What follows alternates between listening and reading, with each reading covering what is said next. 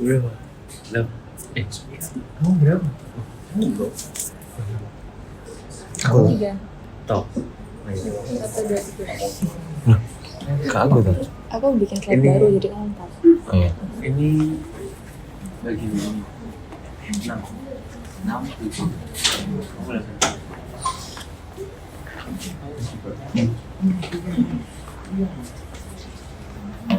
Pagi dari kita dari kelompok 5. Ini yang hadir ada Hengki, Yuma, Hazel, Aloy, saya, Jasmine, dan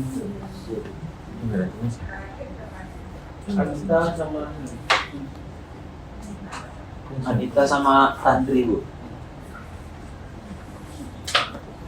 Nah, di sini kita membahas dari artikel How does the FASB make a decision, a descriptive study of agenda setting, and the role of individual board members.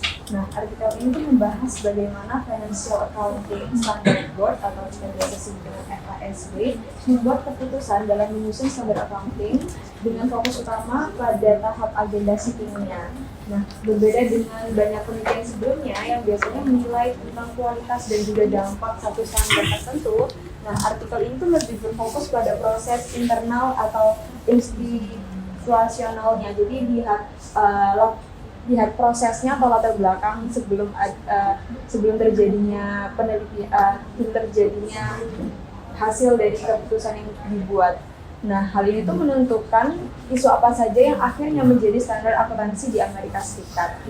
Dan dari penulis ini tuh menganalisis 211 standar FASB yang diterbitkan selama periode 1973 hingga 2017 dengan menelusuri dokumen seperti basis for conclusion dan juga laporan status proyek.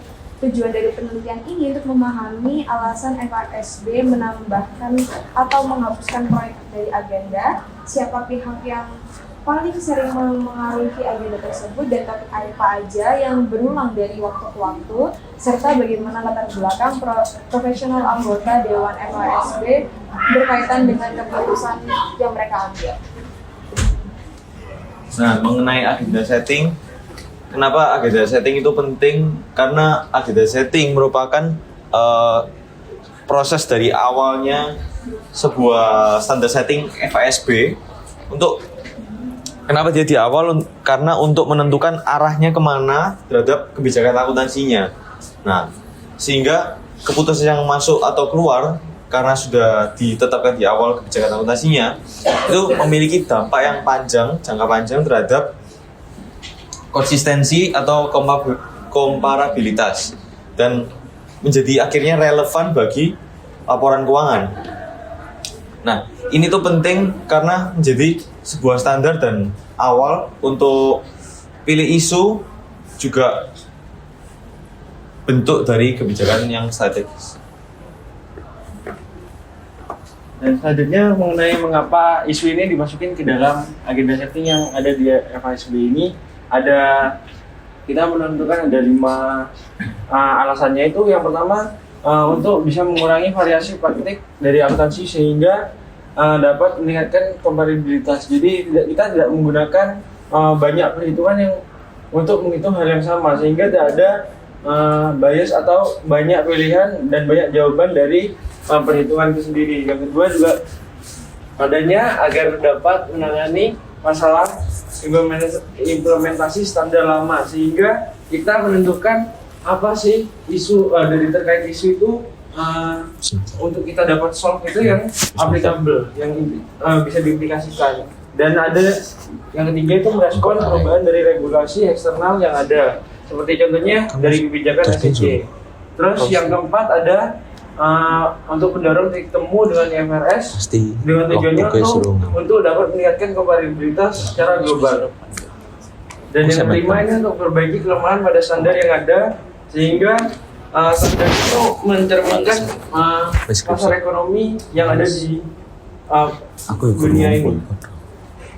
Terus mengenai penghapusan proyek, ini terdapat beberapa proyek yang dihentikan. Ada artikel ini ada sekitar 82. Alasannya itu yang pertama, isunya ini ditangani dengan proyek yang dari proyek lain, sehingga ada dinilai ada duplikasi dari proyek itu.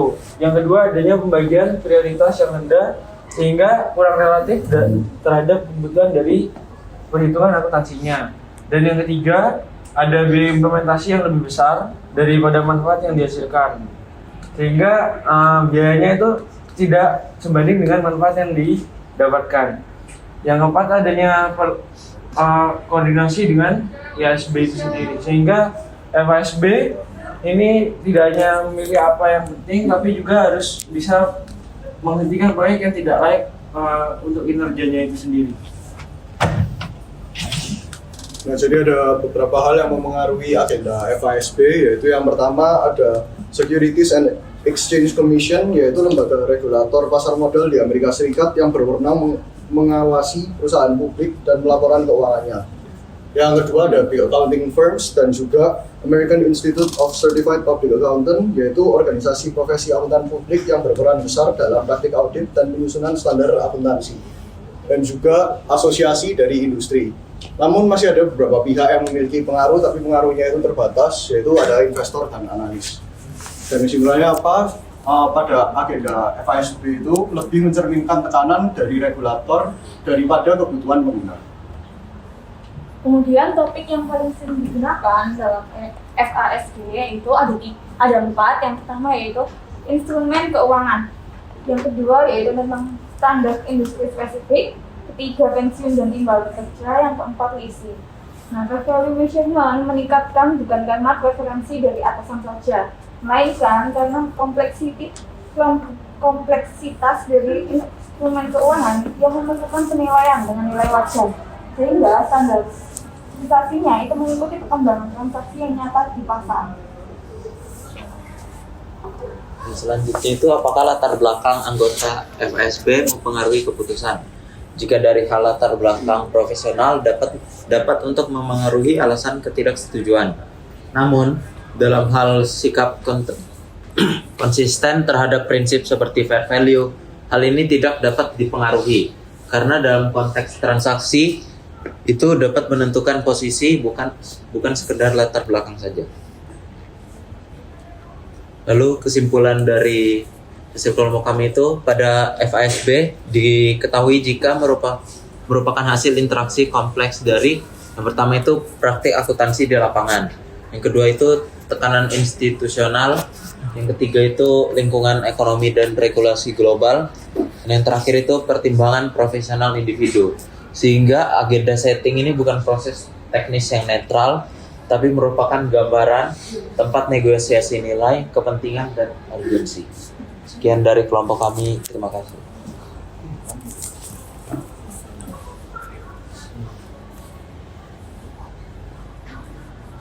Iya, ada pertanyaan?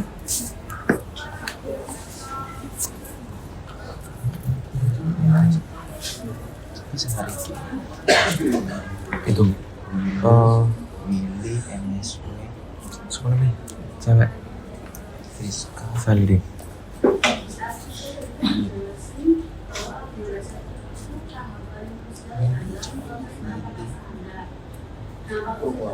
Kak.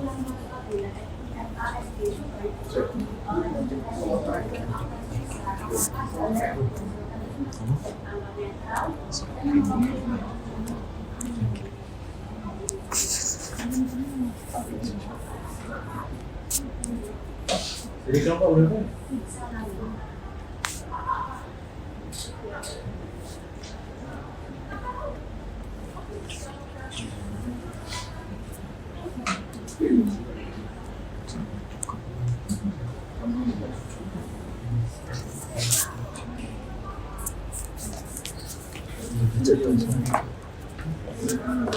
Mosok pagi ya. tapi tujuh pagi jam pagi masuk. Oke, jam 8 dong ini jam. Pagi. Beda sama SHK itu. Tetap.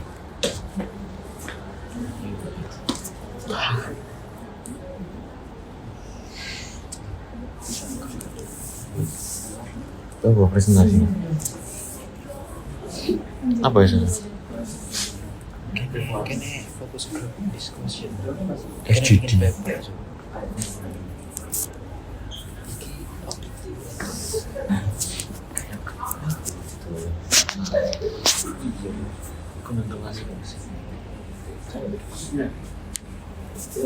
Jadi kalau benar ada pertanyaan, bagaimana latar belakang profesional anggota board FASB mempengaruhi dissenting opinions dan mengapa pengaruh tersebut dinilai bersifat kontekstual khususnya dalam isu confidential measurement. Kok iso cowok? Iya benar. Iya, mantap. Oh bisa. Itu menganggur killing tamu. Menjawab nomor 1. Nah, walaupun di agenda satu ini memang diposisikan sebagai tahap yang paling krusial atau karena isu yang masuk pada agenda ini akan sangat menentukan arah dan juga hasil standar akhirnya. Nah, temuannya bahwa agenda FSB itu banyak dipengaruhi oleh SEC dan juga firma akuntansi besar, dan secara jelas itu menantang anggapan bahwa standar akuntansi itu sepenuhnya netral dan juga murni mewakili kepentingan publik. Nah, cuman ada pengaruh kuat dari regulator dan juga auditor, itu tidak otomatis berarti standarnya itu menjadi tidak netral atau bias. Nah, dalam konteks FASB dan juga SEC dan juga firma akuntansi justru merupakan pihak yang paling dekat dengan praktik lapangan keuangan sehingga lebih cepat mendeteksi masalah yang terjadi. Nah, mungkin itu bisa dari inkonsistensi, terus ada celah standar dan juga kesulitan implementasi. Nah, itu bisa disimpulkan melalui pihak-pihak regulator atau juga auditor yang secara langsung melihat apakah ada kesusahan atau gap-gap yang lainnya. Nah, dari sudut pandang ini tuh didominasi mereka dapat dipahami sebagai mekanisme pragmatis untuk menjaga kualitas dan juga keterterapan standarnya. Jadi walaupun mereka ini secara langsung dan banyak orang yang bilang kalau itu akan bias, sebenarnya itu nggak menjadi bias.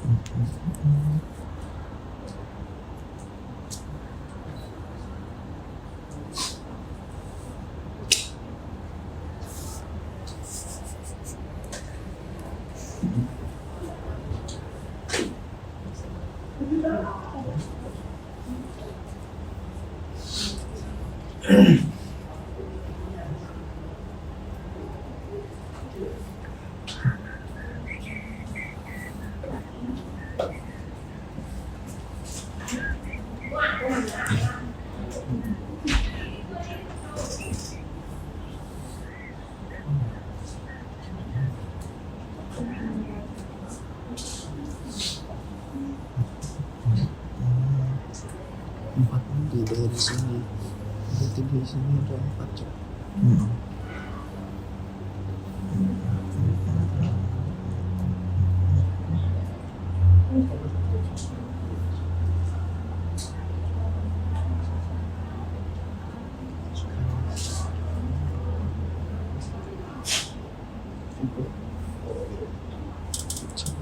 Iya pasti.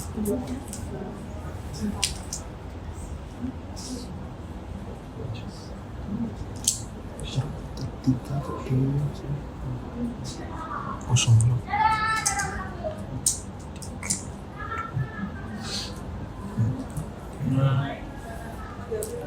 Jauh. Jauh dari risiko, dari kelompok 6 itu kalau dari pertanyaannya apa dari latar belakang profesionalnya anggota FSB itu kan mempengaruhi dissenting opinion sama fair value measurement kan. Nah, mungkin latar belakangnya dari FSB itu sendiri untuk menentukan apakah mereka tuh setuju nggak sih untuk suatu standar auditor itu untuk dapat menyoroti masalahnya. Jadi dari auditor itu sendiri diukur potensinya itu untuk ada verifikasi. Jadi dari regulator itu akhirnya fokus untuk pada stabilitas dari kepatuhan, terus lebih prepare dari gaya dan kompleksitasnya itu. Terus kalau dari fair value measurement-nya itu dari kelayakan fair value-nya itu diperhatikan. Jadi bergantung, jadi dari kita juga memperhatikan dari aset, dari kondisi pasar, sehingga dari fair value measurement ini diusahakan bisa apa ya, jadi pengukur untuk kita dapat menentukan dari anggota board FASB itu sendiri.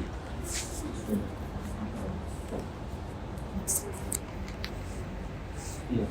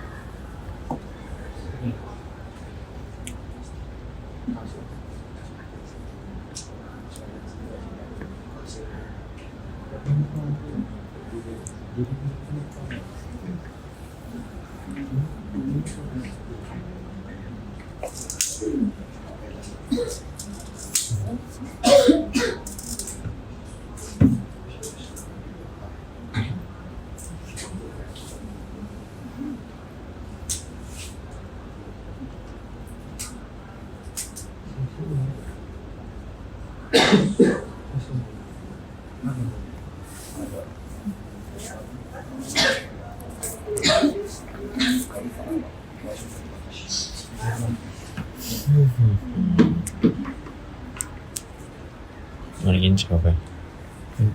Ingin jawab.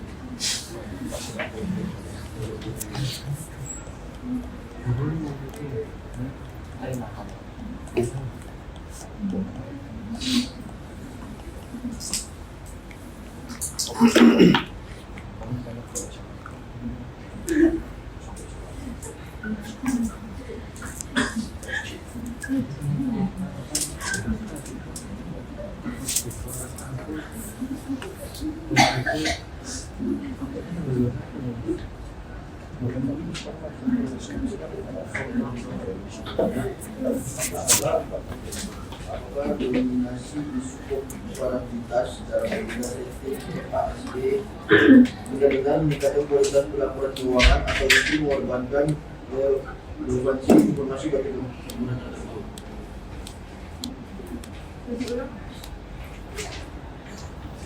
Apakah dominasi isu komparabilitas dalam agenda setting FASB benar-benar meningkatkan kualitas pelaporan keuangan atau justru mengorbankan relevansi informasi bagi pengguna tertentu?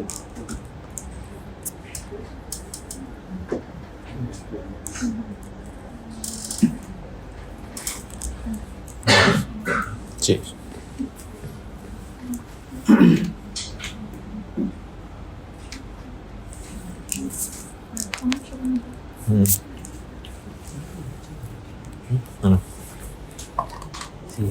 Si pahami dulu soalnya.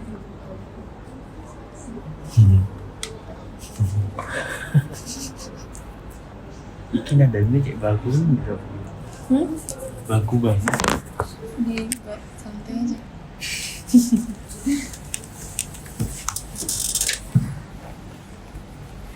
Coba santainya.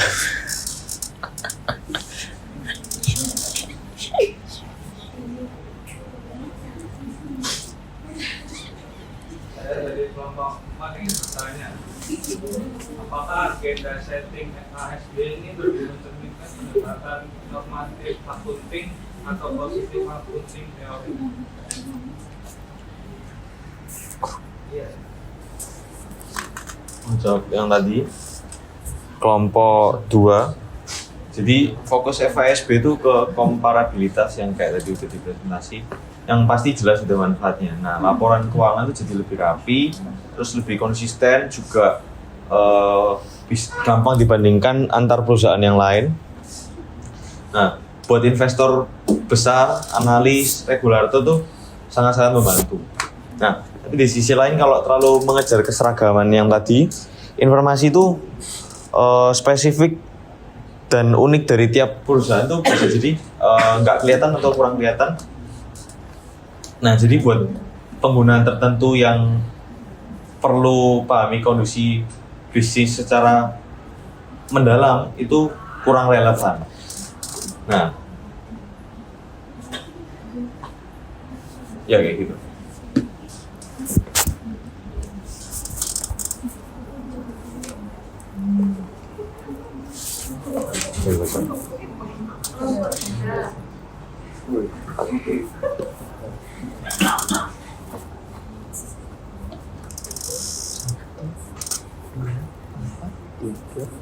Bagaimana perubahan kondisi ekonomi dan regulasi berkontribusi terhadap penambahan suku bunga FASB? Bagaimana perubahan kondisi ekonomi dan regulasi berkontribusi terhadap penambahan suku agenda dan FASB?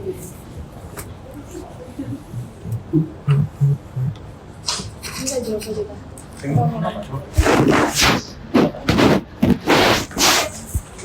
Aku jawab yang nomor 4. Apakah agenda FASB lebih mencerminkan pendekatan normative accounting atau positive accounting theory? Nah, jadi agenda setting FASB itu lebih mencerminkan pendekatan normative accounting dibandingkan positive accounting theory. Rasanya hal ini itu terlihat dari fokus FASB pada tujuan konseptual seperti peningkatan komparabilitas, konsistensi, dan kualitas laporan keuangan sesuai kerangka konseptual, bukan pada penjelasan atau prediksi perilaku pelaku pasar.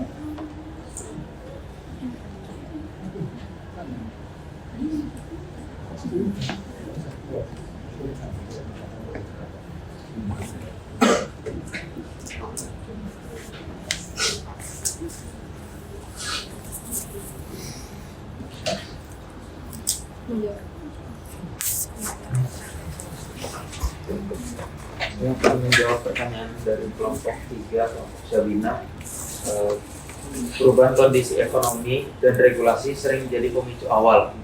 Kenapa suatu isu masuk agenda FASB? Ketika muncul transaksi baru itu biasanya krisis ekonomi atau inovasi keuangan standar lama seringkali tidak lagi memadai atau dapat menimbulkan praktik yang berbeda-beda. Dari sisi regulasi, perubahan kebijakan atau tuntutan dari regulator seperti SEC juga memaksa FASB menyesuaikan standar agar tetap relevan dan bisa diterapkan. Apakah menjawab?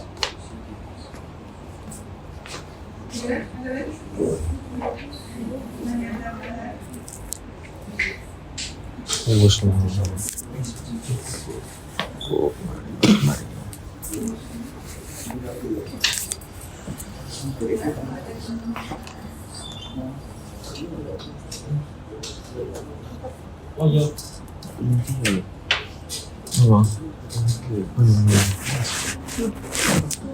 Sekian dari kelompok kami, dari kelompok 5 mengucapkan terima kasih.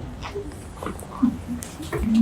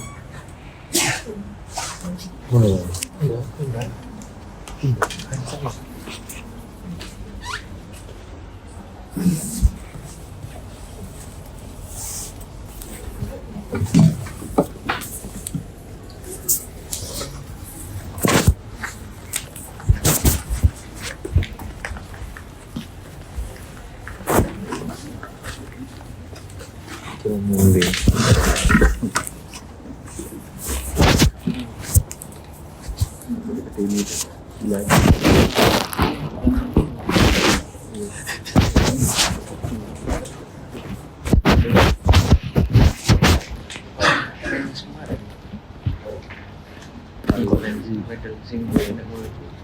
Kayak menurutmu gimana? Kemarin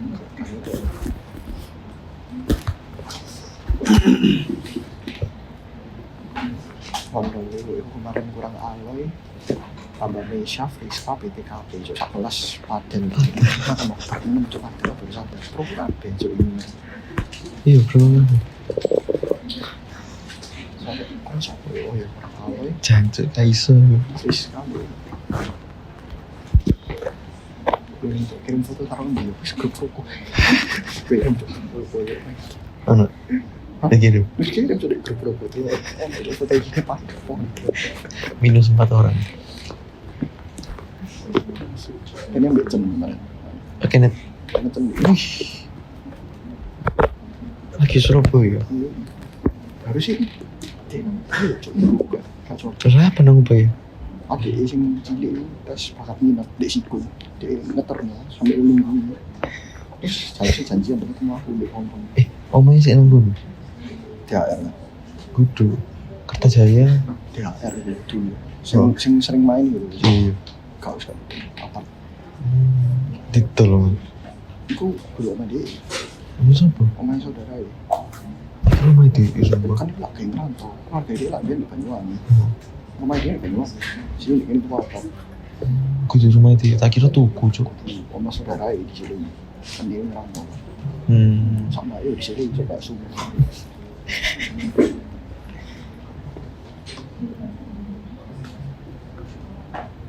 ngomong kemarin sama oma jam situ mulai hubungan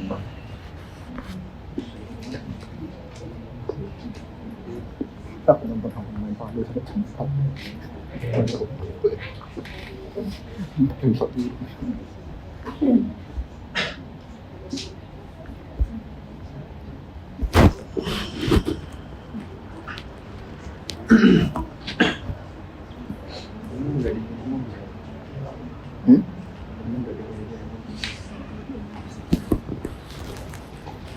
Sopo? Kau nggak sih? Kan udah bener naik rok itu dan tertarik di C250 sorry kan? Iya, aku lagi pergi. Belum aku tahu kan mau pakai. Kalau pergi nggak biar pergi. Oh, udah. Oh, dan sudah pulang. Lah ekspektasi dari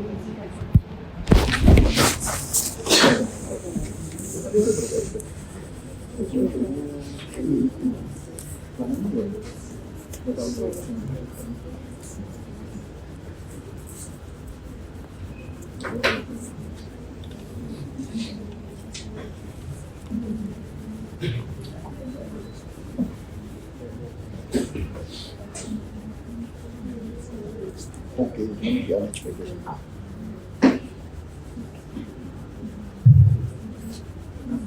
Nah, oke ya, saya recap dari hasil presenter sama pertanyaan diskusi ya. Jadi 2 minggu ini kan disambung sama-sama standar center. Jadi kita mulai mengenal dari sisi standar itu dibuatnya karena apa? Ya, karena selama ini kita lebih banyak di ranah preparer ya. Kalau kita belajar selama ini kan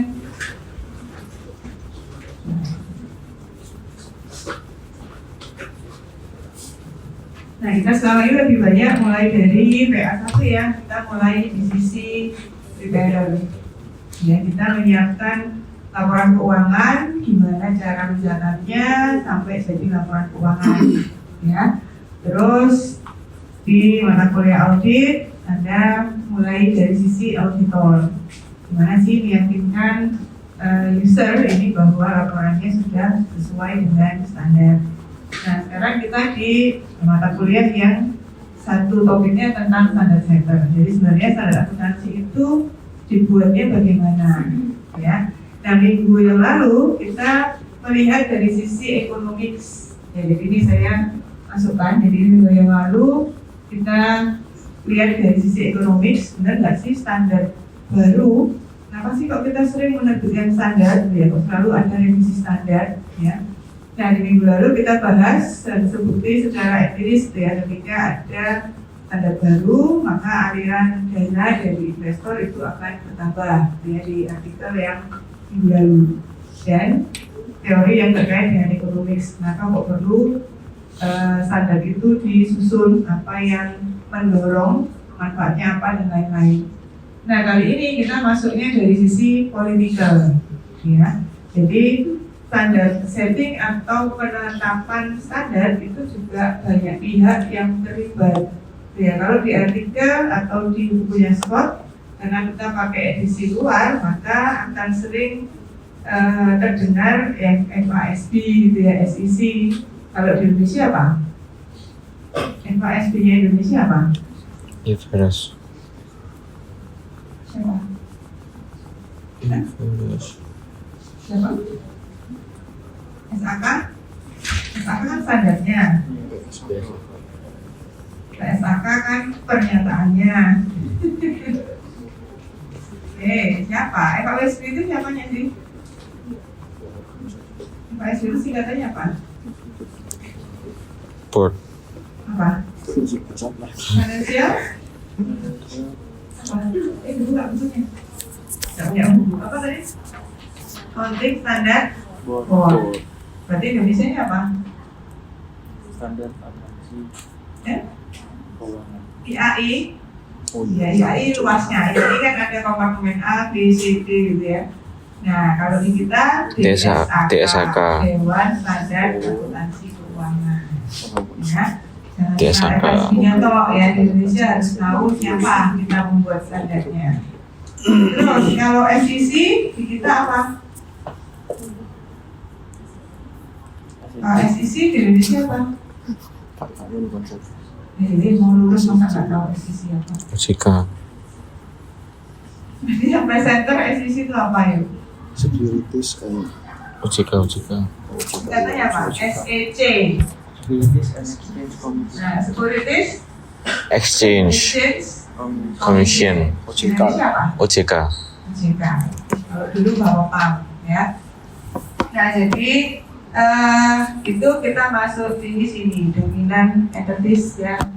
Kalau badan jurnal, maka pembuatan standar itu pasti tidak lepas dari entitas yang sangat berpengaruh, ya. Nah, makanya di sini kalau di political itu yang mendorong bisa dijelaskan dengan public interest theory atau interest group theory. Kalau yang punya kepentingan itu adalah pihak-pihak yang besar tadi, misalnya DSAK punya kepentingan nih harus ada di gold standard, atau misalnya industri ya, khususnya kalau industri yang butuh aturan sendiri, misalnya pertambangan ya, atau pertanian atau keuangan ya, maka industri itu jadi grup sendiri. Mereka pasti punya kepentingan untuk mengatur industrinya gimana sebaiknya mencatat atau melaporkan aktivitas dari industri tersebut. Sedangkan kalau public interest theory ini adalah murni standar yang memang dibuat untuk kepentingan sosial atau kepentingan bersama. Misalnya apa ya? Yang bersifat netral, yang berlaku untuk semua. Paling gampang ya mungkin impairment gitu ya, aturan tentang impairment gitu ya. Semua industri kalau punya aset tetap pasti dia akan dikenai aturan impairment ya, khususnya kalau pakai fair value. Nah, jadi yang tujuannya memang dipergunakan untuk secara luas ya, tidak terkait dengan satu industri khusus atau pihak yang berkepentingan, maka kita bisa pakai public interest theory. Tapi kalau standar itu lebih didorong karena ada kepentingan dari salah satu pihak, yang paling gampang adalah pihak industri, ya. Maka kita bisa menjelaskan pakai interest group theory, ya. Nah, kemudian jadi dalam penerapan standar itu tidak mudah gitu ya. Perlu dilakukan atau butuh waktu yang lama. Kalau dulu pertama kali kita mau implementasi IFRS ya, jadi yang tadinya kita enak-enak pakai intellectual cost ya, gampang, kita tinggal nyatet sesuai transaksi, dia nggak perlu mengevaluasi setiap tahun dan lain-lain. Mau diganti berbasis IFRS. Ya, jadi kalau dulu kita kan ngajunya ke US GAAP ya. Nah, terus sekarang pindah ke IFRS acuan kita. Bedanya apa? Ada nggak yang tahu? Selain fair value dan historical cost? US GAAP itu kan standarnya Amerika ya, kita dulu condong ke US GAAP. USGP apa? Kalau dulu kita banyak pakai historical cost, sekarang kita pakai lebih banyak pakai fair value. Walaupun boleh juga beberapa akun tetap pakai historical cost, ya. Walaupun sudah banyak semua aset sekarang yang sudah pakai nilai saat ini. Terus kalau ini biasanya kita sering dengar istilah rule base. Pernah dengar? Yang IFRS adalah principle base. Apa bedanya? Pernah dengar? Karena kan masuk awal dengar.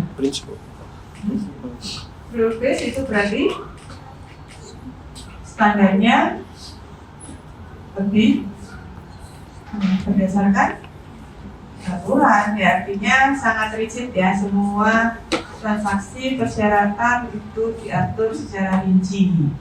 Nah, coba dicari rule base maupun principle base. Sedangkan kalau principle base dia hanya menjelaskan bahwa prinsipnya seperti ini.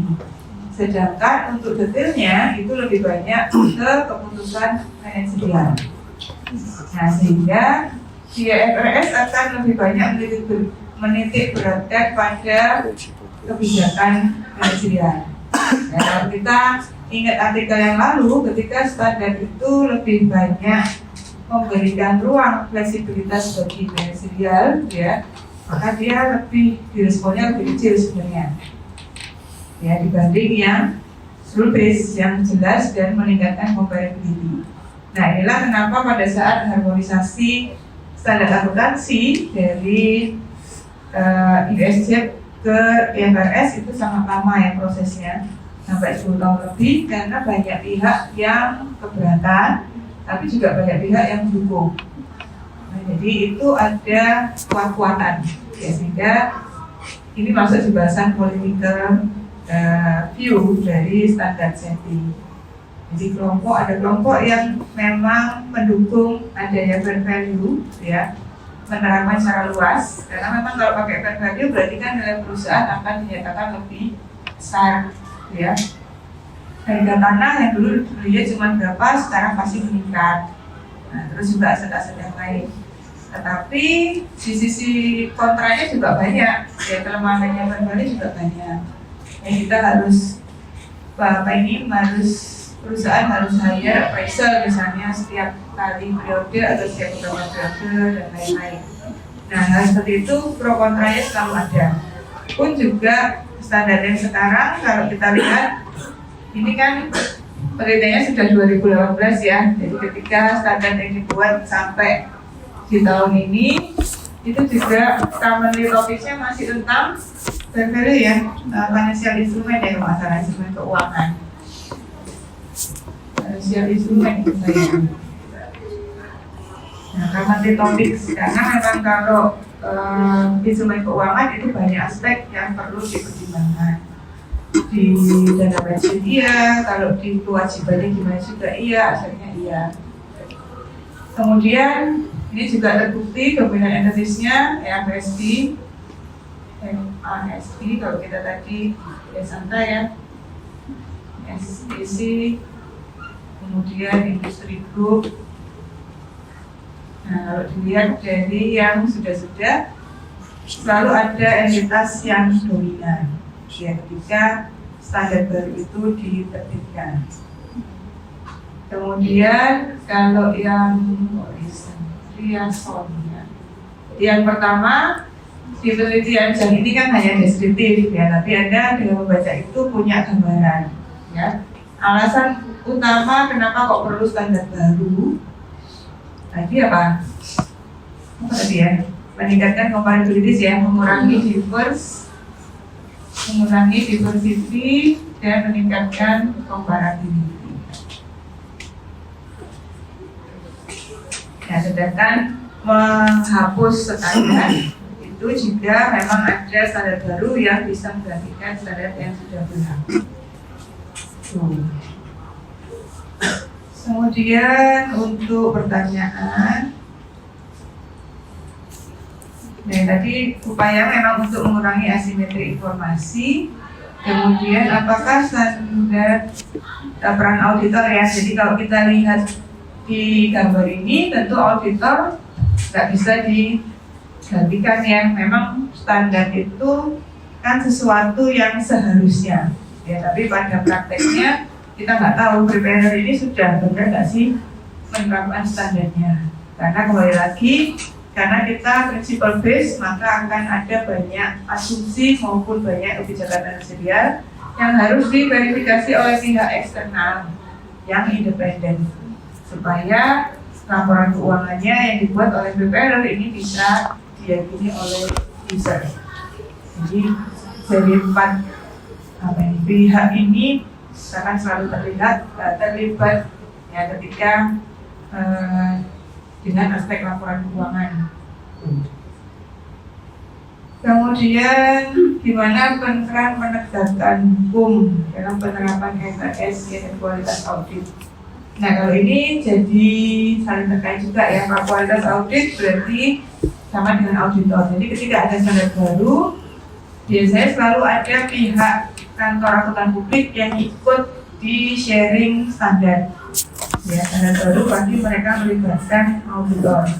Karena yang di lapangan itu auditor juga.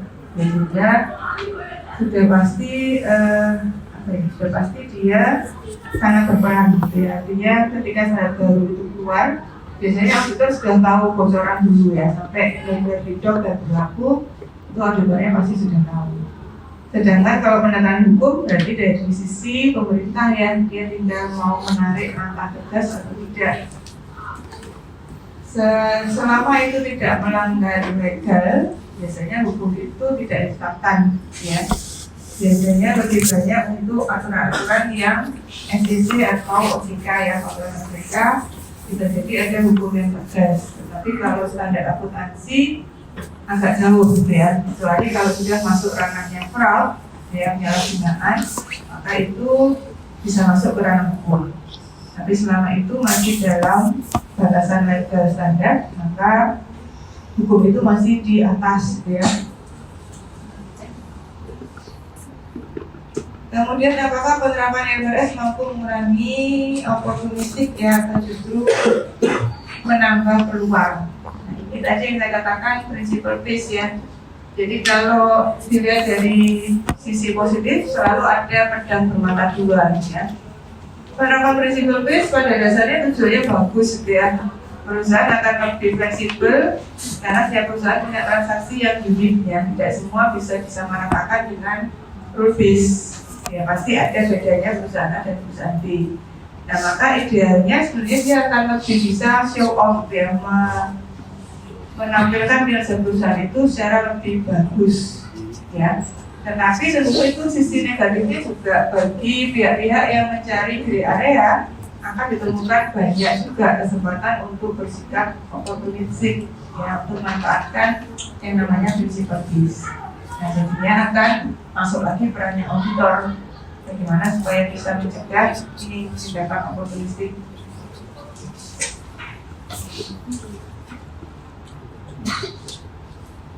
Kemudian apakah standar baru dia selalu menimbulkan konsekuensi ekonomi akan dipandang buruk? Saya tidak bisa menjawab. Konsekuensi ekonomi itu kan bisa positif bisa negatif ya, selama kalau konsekuensi ekonomisnya diharapkan positif ketika standar itu baru ya, berarti investor harusnya akan merespon bagus ya. Tapi kalau konsekuensi ekonominya akan buruk, misalnya mungkin diperlukan pencadangan untuk beban apa ya, itu artinya mereka harus mengakui beban lagi Nah itu mungkin ada konsekuensi negatif. Tapi bagi beberapa investor yang lebih konservatif, mungkin justru lebih senang dengan peraturan itu. Jadi ini juga tergantung juga, ya. Terus kalau untuk artikel tadi sudah saya bahas, jadi ini tiga utama yang dibahas di artikel tersebut. Apakah standar akuntansi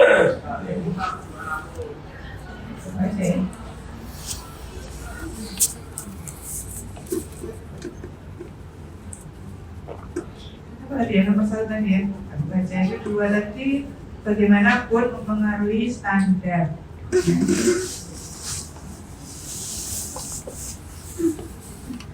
Apakah dominasi? Nah ya, jadi ini yang saya sebutkan tadi untuk dominan entities, jadi pasti FSP atau DSAK yang menginisiasi adanya standar ya, atau memutuskan dia layak atau tidak.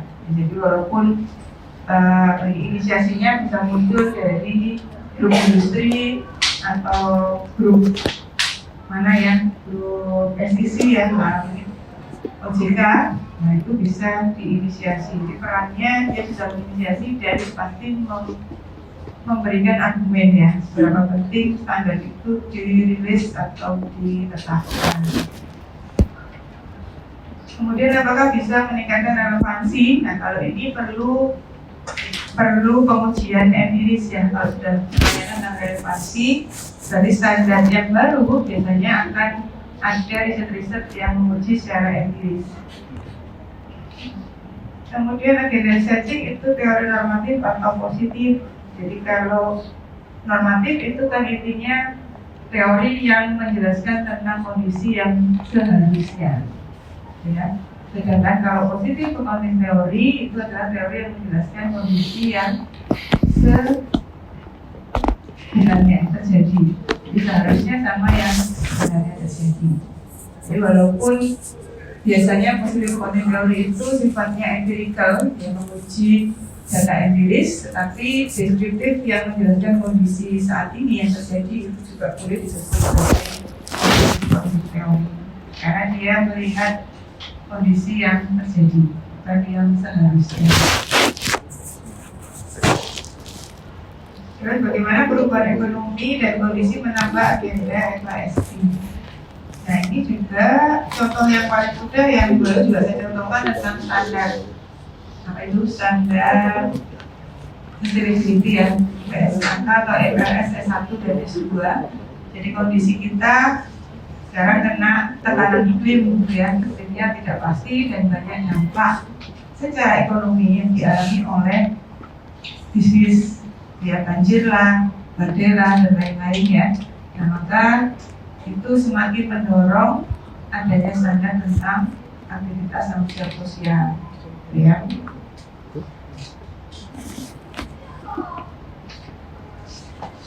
Sudah ada pertanyaan lagi sampai sini?